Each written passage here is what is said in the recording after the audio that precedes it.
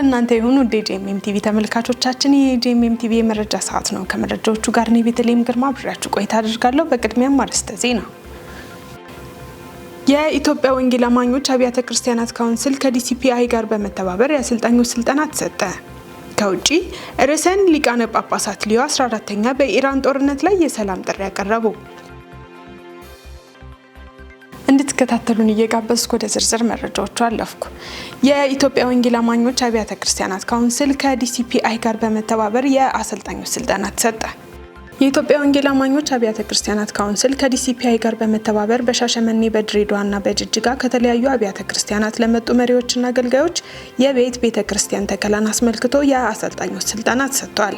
የተካሄደባቸው ቦታዎችና ቀናት መጋቢት 18ና 19 በጅጅጋና ሻሸመኔ፣ መጋቢት 21ና 22 በድሬዳዋ በእያንዳንዱ ከተማ 73 የቤተ ክርስቲያን መሪዎችና አገልጋዮች በድምሩ 219 አሰልጣኞች ተሳትፈዋል።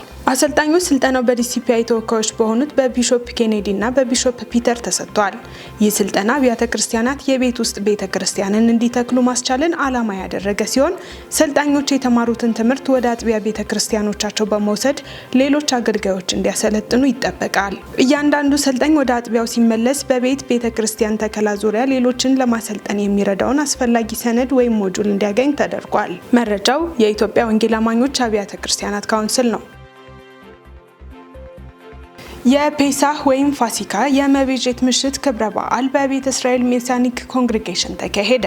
መጋቢት 23 ቀን 2018 ዓ.ም በመገናኛ አካባቢ በሚገኘው ቤተ እስራኤል ሜሲያኒክ ኮንግሪጌሽን ውስጥ የፔሳህ ወይም ፋሲካ የመቤዠት ምሽት መንፈሳዊ ክብረ በዓል ተካሂዷል። ዝግጅቱ እስራኤላውያን ከግብጽ ባርነት ነፃ የወጡበትን ታሪካዊ ክስተት መሰረት በማድረግና በክርስቲያናዊ እምነት የሚታመነውን የመዳን ምልክት በማጠናከር ዝግጅቱ ተከናውኗል። በልዩ የመቤዠት ምሽቱ ከእስራኤል የመጣ ኮሸር ወይም ምግብ ለተሳታፊዎች የቀረበም ሲሆን ተሳታፊዎችም ለኢትዮጵያና ለእስራኤል በጋራ ምልጃ በማቅረብና በባርኮት ስነ ስርዓት በመሳተፍ የጋራ የጸሎት የአምልኮና የአንድነት ጊዜ ተደርጓል። በዝግጅቱም ላይ ተጋባዥ የቤተ ክርስቲያን መሪዎችና አገልጋዮች ተሳትፎ አድርገዋል። በዕለቱም ፔሳህ ወይም ፓስኦቨር እንደ ነጻነት የመዳንና የአዲስ መጀመሪያ ምልክት መሆኑንም በመድረኩ ተጠቁሟል።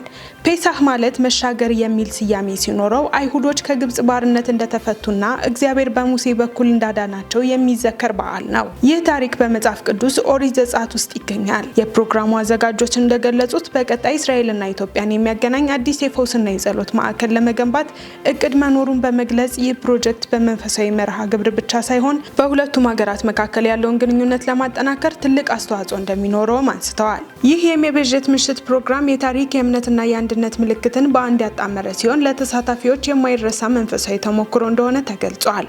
በተጨማሪም ከጁን 9 ጀምሮ ለ10 ቀናት የሚቆይ የመንፈሳዊ ጉዞ መዘጋጀቱ ተገልጾ መሄድ የሚፈልጉ ወንጌላውያን መመዝገብ እንደሚችሉ ተነግሯል። ፔሳህ ወይም ፋሲካ የአይሁዶች ታላቅ መንፈሳዊ በዓል ሲሆን እስራኤላውያን ከግብጽ ባርነት ነፃ የወጡበትን ታሪክ ይዞ በመላው ዓለም ይከበራል። ዛሬ በጣም አስደናቂ ቀን ነው። ፓስኦቨር ፔሳህ የሚባለው በዘጸአት 12 ላይ ያለው እስራኤላውያን ከግብጽ ባርነት ነፃ የወጡበትና አዲስ ሕይወት የጀመሩበት ቀን ነው። የወሮች መጀመሪያ የዓመቱ መጀመሪያ ይሆናቸው የተባለው ነው። በተለይ ለኛ ደግሞ እንደ አማኞች እንደ ይሁዲ መሺህም ወይም ደግሞ አይሁዳዊ ሆነን መሲሁ እንደተቀበልን ሰዎች ደግሞ ትልቅ ትርጉም ያለው የሽዋን የሚያሳየን ነው። የሽዋ ለኛ ኃጢአት ለኛ በደል በመሞት ከዘላለም ፍዳና እርግማን ነፃ ያወጣን ቀን ዛሬ ነው። ኒሳን 14 የተሰቀለበት ቀን ነው። ስለዚህ በዚህ ቦታ በኢትዮጵያ ላይ ደግሞ ለመጀመሪያ ጊዜ የኢትዮጵያ ቤተ እስራኤል ሜሲያኒክ ኮንግሪጌሽን ተቋቁሞ በጣም ብዙ ሕዝብ በተገኘበት ይህን በዓል ለመጀመሪያ ጊዜ እንደ ይሁዲ መሺህም ወይም ደግሞ እንደ አማኝ አህዛብም ጁሽም በአንድነት አንድ ፋሚሊ ሆነን በማምለካችን እጅግ ደስተኛ ነን።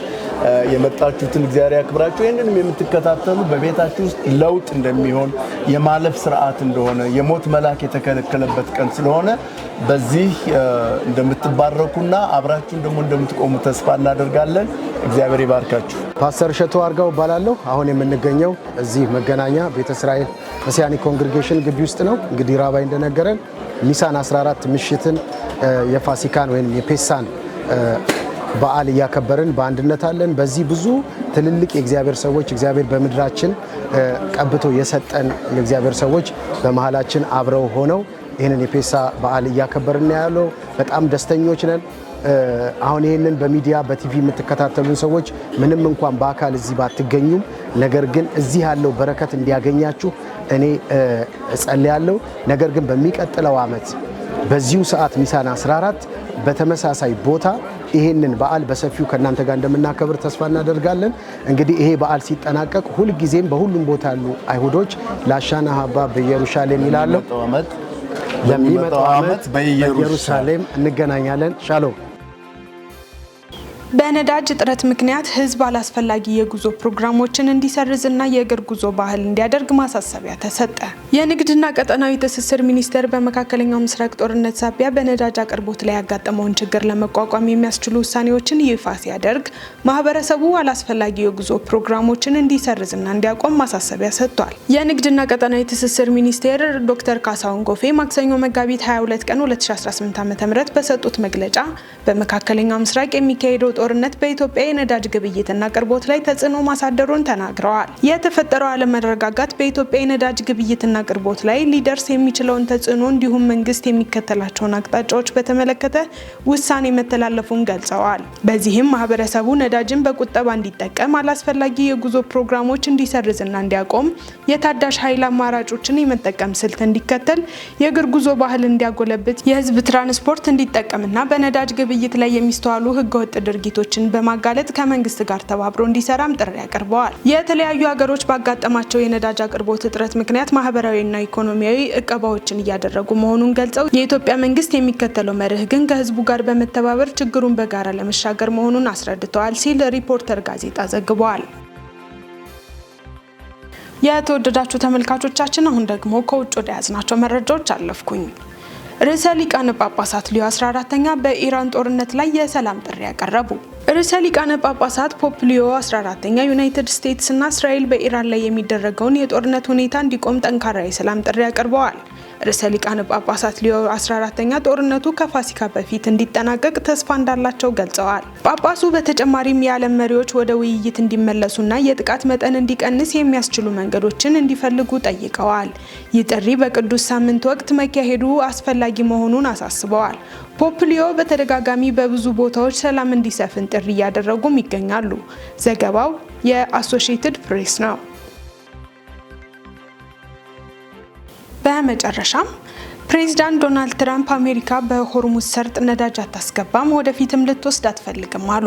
ትራምፕ አሜሪካ በሆርሙዝ ላይ ጥገኛ አለመሆኗንና ነዳጅ ታስገባለች ለማለት የማያስደፍራት መሆኑን ጠቁመዋል። በሆርሙዝ ሰርጥ ነዳጅ የሚወስዱ ሀገራት ሰርጡን መጠበቅ ይኖርባቸዋል በሚልም አሳስበዋል። እኛ ፈጽሞ ከእንግዲህ ሰርጡን አንፈልገውም ያሉት ትራምፕ መጠበቅ አለባቸው፣ መያዝ አለባቸው በሚል ተጠቃሚ ናቸው ያሏቸውን ሀገራት ግቡበት የሚል መልእክት እንዲደርሳቸው አድርገዋል። ትራምፕ ጦርነቱን ለማስቆም ሲፈልጉ እንዲህ አይነት ሀሳብ ሰጡ እንጂ አሜሪካ በመተላለፊያው ተጠቃሚ ነበረች የሚል ተቃውሞም ተነስቶባቸዋል። ትራምፕ በጦርነቱ ዙሪያ ለህዝባቸው መግለጫ በሰጡበት አጋጣሚ ጦርነቱን ወደ ማጠናቀቁ ነን ብለዋል። የሆርሙዝን ቀውስ ለሌሎች ሀገራት ትራምፕ አስተላልፈው ጦርነቱን ሊገቱ እንደሚችሉም የጦር አዋቂዎች ሀሳባቸውን ያስቀምጣሉ።